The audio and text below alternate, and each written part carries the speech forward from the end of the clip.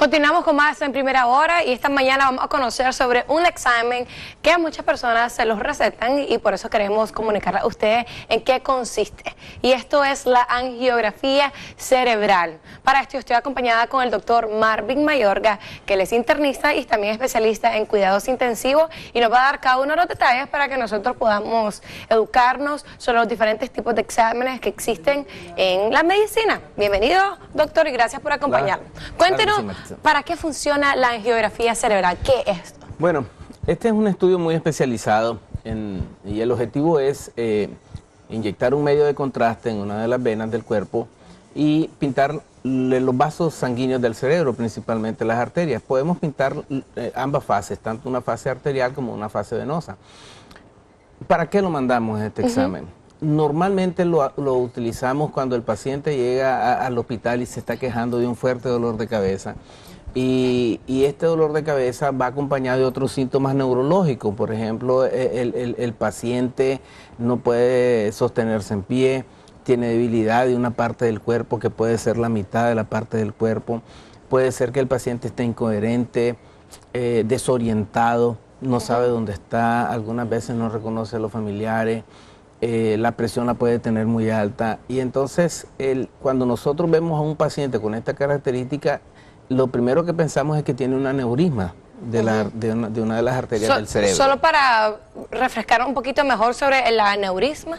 Bueno, todos sabemos que los vasos sanguíneos son lisos, es decir, son estructuras lisas que no tienen defectos, como un tubito plástico delgadito. Entonces un aneurisma es una malformación del vaso sanguíneo en donde las paredes que forman el vaso sanguíneo se destruyen y en el vaso sanguíneo se forma una chimbomba, por decirlo en buen nicaragüense.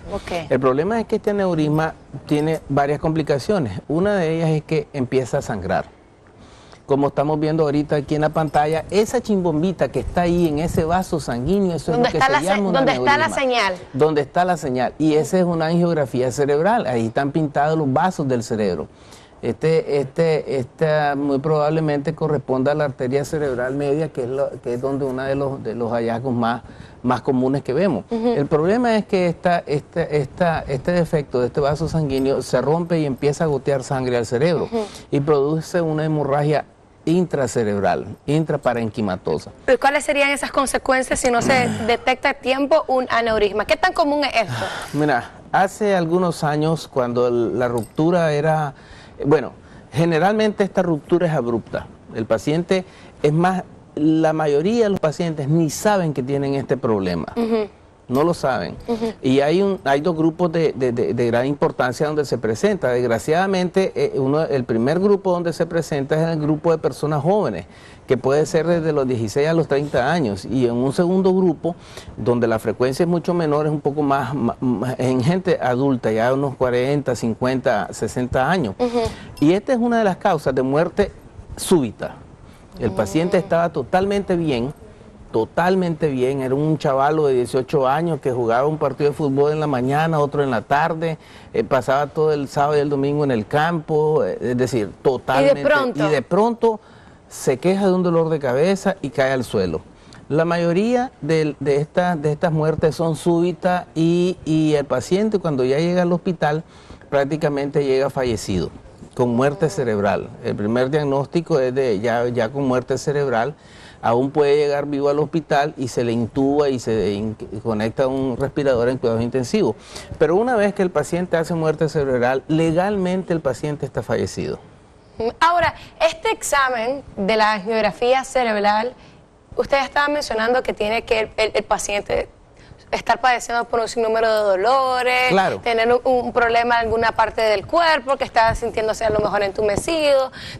Tiene que ser el doctor quien hace esa prescripción, por supuesto. Claro, por supuesto. Una vez que se hace esa prescripción, le toca al paciente ir a buscarlo. ¿Qué tan fácil es encontrar clínicas que ofrecen este estudio y si este estudio es algo costoso? Mira, esta es una emergencia, como te digo yo, el índice de mortalidad es muy alto en el momento de... Pero eso es cuando ya pasó. O sea, cuando ya pasó, digamos, pero hay un porcentaje de pacientes que logran llegar vivos al hospital. Y ahora tenemos, antes la proporción de muertes era de un 60-80% que no llegaban vivos al hospital. Y podría ser un poco más del 20% de los que lograban llegar vivos al hospital y sobrevivían. De los que llegaban al quirófano, y los que llevaban el quirófano, la mayoría se morían. Entonces, el problema es que aquí el aneurisma empiece a gotear sangre, empiece a sangrar, y depende de otros muchos factores. El sangrado puede ser una cosa horrible. El paciente inmediatamente cae al suelo y cae prácticamente fallecido. El sangrado puede ser leve, y estos pacientes entonces son los que tienen más chance de salvarse y de hacer menos complicaciones. Algunos de ellos van a ir al quirófano a drenar el coágulo que está dentro del cerebro, y en la mayoría de los casos lo que hay que hacer es realizar la angiografía en el mismo momento. Decir, muy pocos Entonces todos casos. los hospitales pueden hacer este tipo de estudios. Los grandes hospitales tienen ahorita cómo hacerlo, porque se hace a través de un tomógrafo, y cuando hay algunas dudas se puede hacer una resonancia magnética, pero con una angiografía, con un tomógrafo multidetector, él se puede hacer. ¿Es costoso? Es costoso. Por ejemplo, el mejor tomógrafo del país está en Salud Integral. Entonces, aproximadamente te puede costar como unos $300. ¡Wow! ¿Es caro? Sí, es caro. Y una vez que se detecte el aneurisma, hay que entrar al cerebro y hay que tratar el aneurisma. Antes lo que hacíamos era que se abría el cerebro. Se quitaba una parte del cráneo, se entraba al cerebro, y ya con solo esto pues te estás imaginando que el daño quirúrgico que se hacía sobre el cerebro también era muy grande. Ahora tenemos otro método en el cual, ahí salió una foto anteriormente que decía acceso vascular. Se puede entrar por la arteria femoral y se va subiendo una guía metálica hasta llegar al vaso del cerebro. Y de ahí se meten una sustancia que van a rellenar el aneurisma. Entonces, este examen solamente es para detectar si una persona tiene o no aneurisma. Claro que sí. Ese es el único objetivo de este estudio. Otra causa, por ejemplo, de sangrado parenquimatoso cerebral, es lo que se llama una malformación arteriovenosa.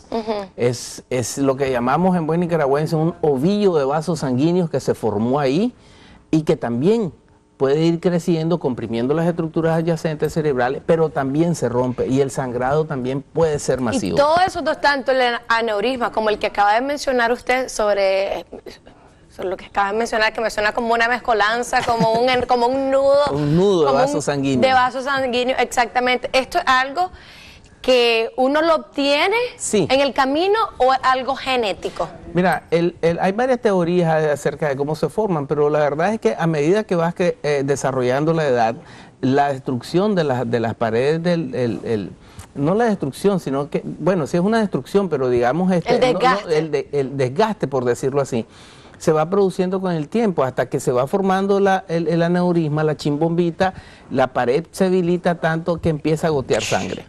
Algunas veces, como te digo yo, el sangrado es masivo y desgraciadamente el paciente cae al suelo y cae y ya prácticamente el daño horrible del cerebro. Ahora, hay personas que tienen seguro, a otras personas que no tienen seguro, ¿verdad?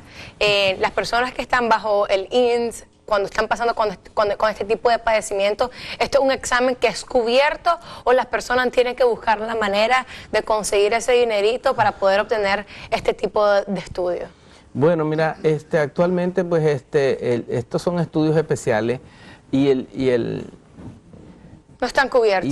Sí, cómo no, pero esto es algo muy caro. Por ejemplo, si vos lo tendrías que pagar en privado, por ejemplo, para empezar la tomografía son $300, $400. Ahora, y si me preguntas por el procedimiento para digamos, obliterar el aneurisma, hace poco tuvimos un paciente, un profesor de la UNI de 51 años de edad, que desgraciadamente al final falleció el señor. Pero se logró llegar a tiempo, se le hizo el procedimiento. Y se le hizo el estudio. Se le hizo el estudio, se le hizo el procedimiento de obliterar el aneurisma y la cuenta llegó como a $40,000. ¡Wow! ¿Y estaba con seguro? ¿Estaba bajo el INSS? Estaba bajo el INSS. Se hizo todas las solicitudes pertinentes y se logró, pues, digamos, realizar el procedimiento. Pero hay tantas cosas que hablar sobre medicina y de aspectos tan puntuales. Este señor sobrevivió aproximadamente 15 días y al final hizo una complicación que se llama vasoespasmo, es decir, los vasos sanguíneos disminuyeron su diámetro y eso hizo que llegara menos sangre a varias zonas del cerebro y aproximadamente a los 16, 15 días el señor hizo muerte cerebral. Wow. Hizo como a las 11:50 de una de estas noches y el señor falleció. Lo más importante de todo esto es siempre visitar a su médico cuando ustedes estén sintiendo cualquier tipo de padecimiento para que les puedan dar las indicaciones pertinentes para que puedan cuidar su salud. La última recomendación, doctor, que le gustaría dar a las personas que nos están viendo. Bueno, algo muy importante es que, por ejemplo, en el caso de las hemorragias intracerebrales y en el caso, por ejemplo, de un tipo de ellas que es lo que se llama una hemorragia subaracnoidea, el paciente experimenta un dolor de cabeza, en el caso de la hemorragia subaracnoidea, que está descrito así textualmente en los libros, porque así lo dicen los pacientes. Este es el peor dolor de cabeza que he tenido en mi vida. Si usted, por alguna razón, desarrolla un fuerte dolor de cabeza, pero algo muy, muy intenso, ¿verdad?, que usted no lo tolera, tiene que ir corriendo definitivamente a un hospital porque se puede tratar de un aneurisma o de una hemorragia subaracnoidea de otro tipo. Perfecto, doctor. Muchísimas gracias por su apoyo siempre. Doctor Marvin Mayorga, internista y también especialista en cuidado intensivo, que nos vino a dar esta recomendación esta mañana para que estemos nosotros bastante informados.